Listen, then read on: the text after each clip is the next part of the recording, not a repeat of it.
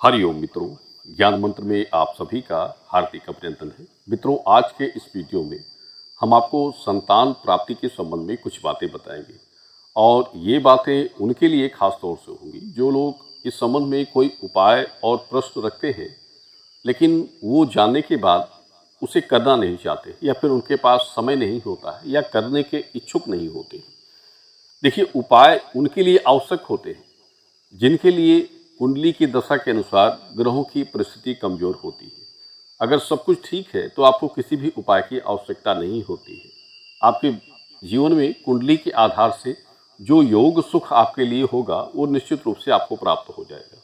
और अगर कुछ चीज़ें आपके लिए सही नहीं है तो उसको आप जब तक उस संबंध के उपाय नहीं करते हैं तब तक आपके लिए संतान सुख की प्राप्ति की बाधा आपके लिए बनी रहेगी और वो बाधा आपकी दूर नहीं होगी। क्योंकि कुछ लोग जानबूझकर, अगर आप जानते हुए भी उस संबंध का उपाय नहीं करेंगे तो उसका सुख आपको नहीं मिलेगा। हम अपने एक व्यक्तिगत तजुर्बे के आधार से आपको ये बातें बता रहे हैं।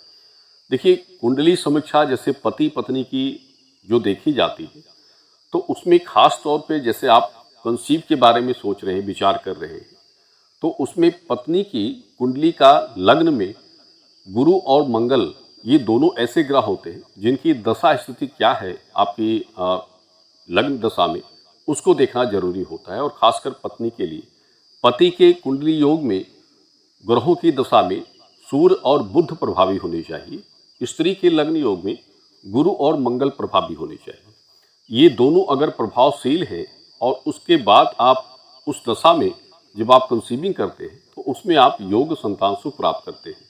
और देखिए, चंद्र और शुक्र की दशा अगर किसी स्त्री के लग्न योग में प्रभावी चल रही है और जब तक चलेगी उस दशा में अगर आप गर्भ धारण कर लेते हैं तो उसमें कन्या का योग 101% है कि बनता है।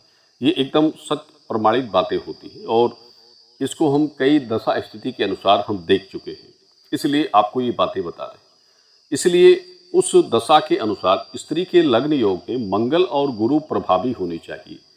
जब तक ये प्रभावी रहेंगे, जितने वर्ष तक रहेंगे उतना आपके लिए अच्छा होता है। और अगर आप संतान सुख के लिए उस समय विचार कर रहे हैं और स्त्री के लग्न योग में इन दोनों ग्रहों की प्रभाव स्थिति अच्छी बन रही है तो आपके लिए योग सुंदर और गुणवान संतान सुख का प्राप्त होना निश्चित रूप से तय होता है।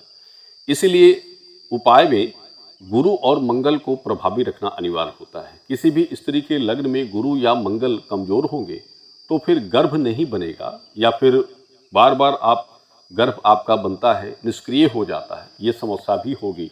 या फिर जब संतान गर्भ बनेगा तो वो गर्भ आपकी इच्छा के अनुसार नहीं होगा।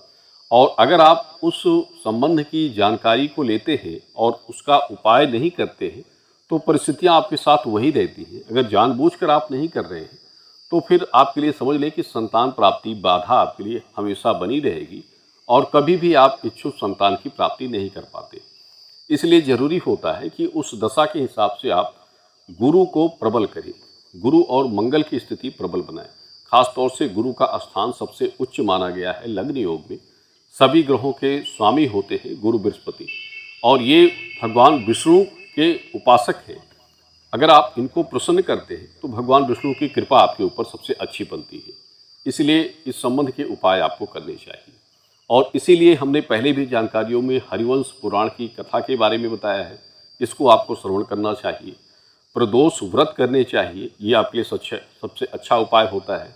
और पीपल के वृक्ष पर दीपक जलाना सबसे उत्तम कार्य होता है। भगवान कृष्ण का मंत्र संतान गोपाल मंत्र का स्मरण स्तोत्र पाठ करना चाहिए, ये आपके लिए सबसे अच्छा उपाय होता है। और इसके बाद गुरु यंत्र का प्रयोग और उसके मंत्र का उच्चारण आपको करना चाहिए। ये जितने उपाय होते हैं, अगर जो व्यक्ति श्रद्धा से और अच्छे ढंग से कर लेता है, हमारा 101% दावा होता है कि उसकी इच्छा 100% पूरी हो जाती है। क्योंकि देखिए, ईश्वर के आगे कोई कुछ नहीं है। ईश्वर के लिए दैविक उपाय जो होते हैं, गुरु बृहस्पति के लिए जो दैविक उपाय होते हैं, अगर आप उनको प्रसन्न कर लेते हैं तो देना लेना ईश्वर के हाथ में होता है। अगर आप एक तप कर रहे हैं तो ईश्वर आपके जो तप को देखकर आपकी मन की इच्छा और कामना को जरूर से जरूर पूरा करता है।